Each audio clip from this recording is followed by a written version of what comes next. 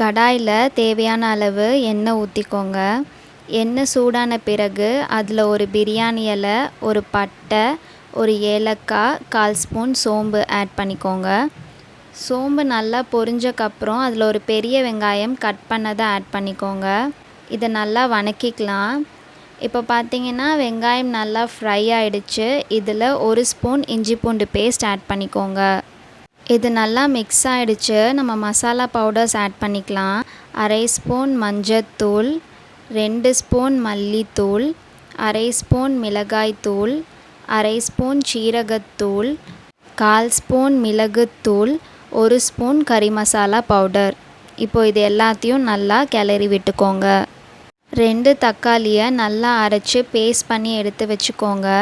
இப்போது வெங்காயம் அண்ட் மசாலா நல்லா மிக்ஸ் ஆகிடுச்சு. அரைச்சி வச்ச தக்காளி பேஸ்ட் இப்போ இதில் நம்ம ஆட் பண்ணிக்கலாம்.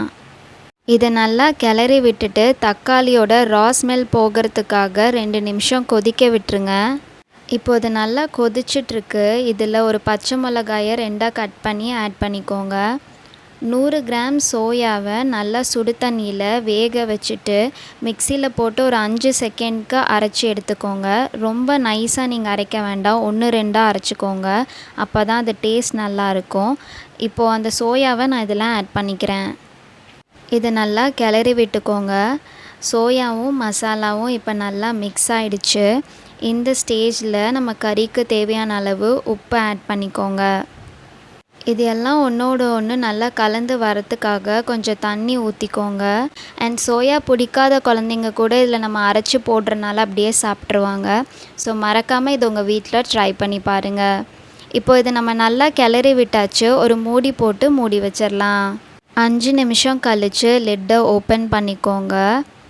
இதை இப்போ நம்ம நல்லா கிளறி விட்டுக்கலாம். நல்லா குக் ஆகிடுச்சு. இந்த ஸ்டேஜில் நம்ம கொத்தமல்லி தூவி இறக்கணுன்னா நம்மளோட சுவையான சோயா கறி சர்வ் பண்ணுறதுக்கு ரெடி.